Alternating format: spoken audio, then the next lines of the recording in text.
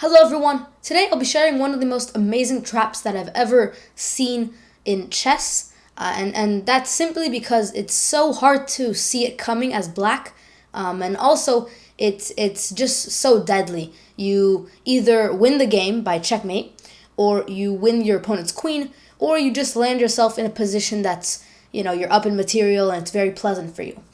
So it's a very deadly trap.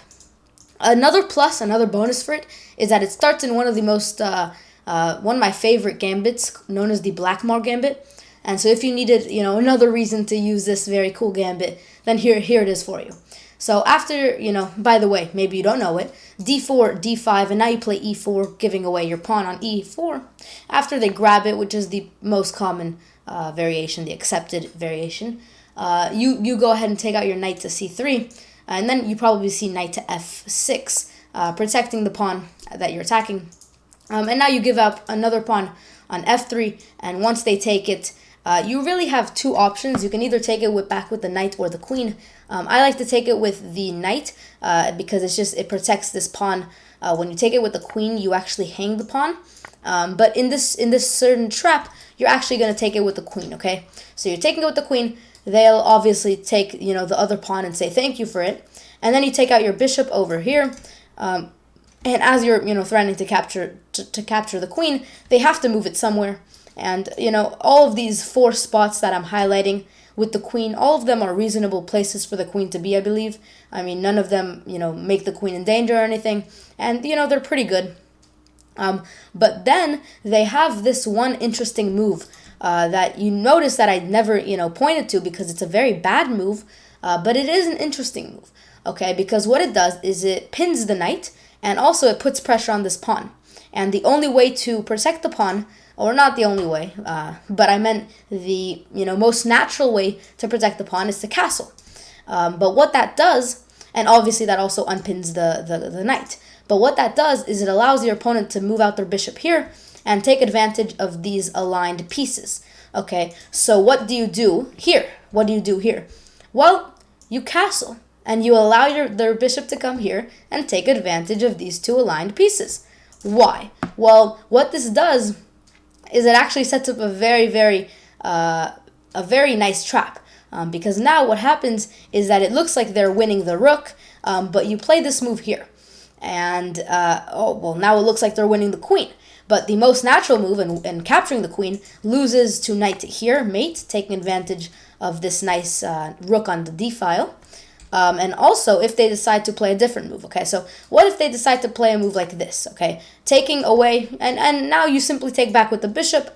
And so obviously you didn't win the game, but you won the queen, and this is such a nice position.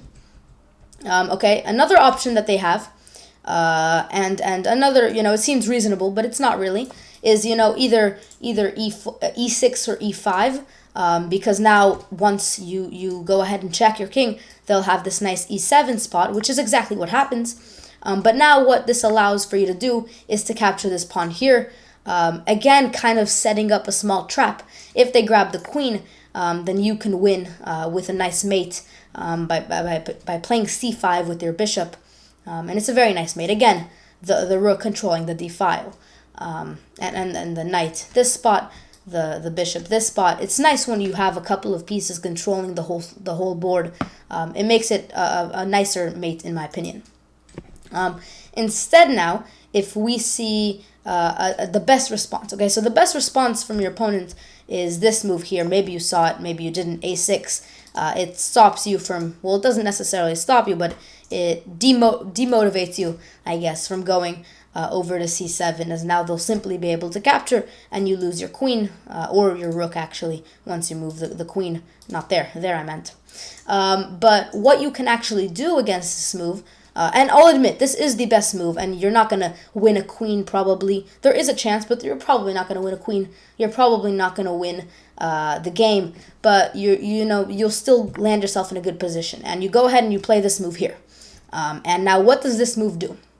Well, it allows, first of all, for a lot of responses. But the main thing that you're threatening is to capture the rook. You're also threatening, to capture the knight. You're putting pressure on a couple of key spots. But the biggest thing you're threatening is to win the queen. Now, pause the video for a second, try to figure out how can we win the queen. If they play a random move, how can you win a queen? So it's kind of like a puzzle in a nice trap. So pause the video. How can we win a queen in this position? Okay, hopefully you saw it. Maybe you didn't. It's all okay. But you're going to play this move here. And we established earlier that this idea with the rook on the d file and the knight here with this pawn here is mate. But now they have this knight here. So once the knight grabs, this is the only move. You can grab the queen as the knight no longer supports it. So they'll probably not play this move here or any other random move. And they'll probably play a more reasonable move, a more reasonable looking move. And they have a couple. If they play a move like this, putting pressure on your queen, then simply you're just going to capture the rook. And once they capture back with the knight, then you can go ahead and a really nice mate here. Similar idea, rook and knight is a good pairing.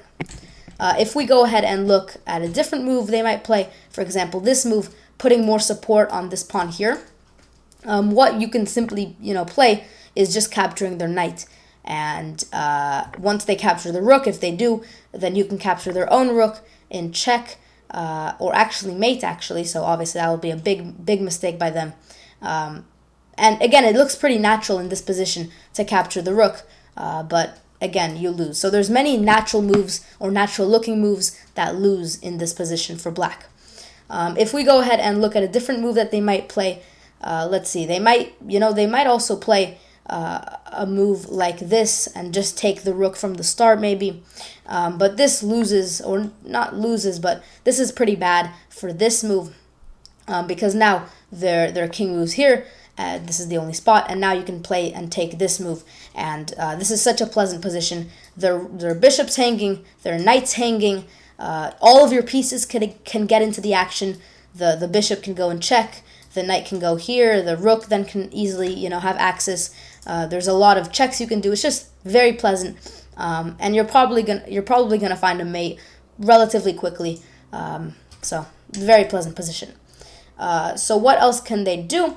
Well, now what they can do is go ahead and play this move. This is their only good move, because now it stops you from taking their rook, as the queen is aligned on this diagonal, and also it puts pressure and I guess hangs a couple of pieces for you. But what you'll do is you'll take the knight, and now if they take the rook, then you take it back with the king, and now they'll move out their rook here and check you, and now you'll simply block with the bishop. So you retreat the hanging piece and you block the bishop, and I mean, this is a very pleasant position for you. You're up in material, and you have a lot of ideas as well. Maybe get your knight involved, then your bishop can come involved. You have so many nice ideas, and yeah. Finally, what you might also see is them making a different move, which is once you capture the knight here, they can also go ahead and instead capture the bishop immediately. And this is, a pretty good move for them. You simply have to take out your king, take your king back rather. And now notice that the pawn's hanging, so they'll have to somehow protect the pawn. So this is the most natural looking and also the best move according to the engine. Once they play this move here, then you're going to simply move your queen here and threaten to grab the rook. And if they do the natural looking rook exchange, once their king moves, notice you have to move your knight here as they're threatening mate with the help of the queen and the bishop. But again, all of the pieces can get involved. Wow, I can't draw arrows. Oh my. All the pieces can get involved, even the rook, I was trying to say. And obviously the queen will have no trouble once, the knight moves, or eventually the queen can get back into the action, even, to a move here or something. The queen will be able to hop back in. And this is going to be a very nice position for you. Hopefully you enjoyed this video. I have a couple of, announcements and questions for you. First of all, leave in the comments any other traps that you want to see, any videos, any ideas that you have for me, because I definitely want to make what, you want to see. So leave it in the comments below. Also, maybe you noticed the thumbnail for this video was a little different. It actually had me inside of it, or on it, I guess, however you want to see it. And so if you like that, make sure, you tell me in the comments below. And finally, I would just wanted to tell you that if you're new here, make sure you subscribe. I post chess videos like, traps like this one, or openings like, other videos I have on my channel. So make sure you subscribe to never miss a video, and I'll see you guys in the next video. Bye.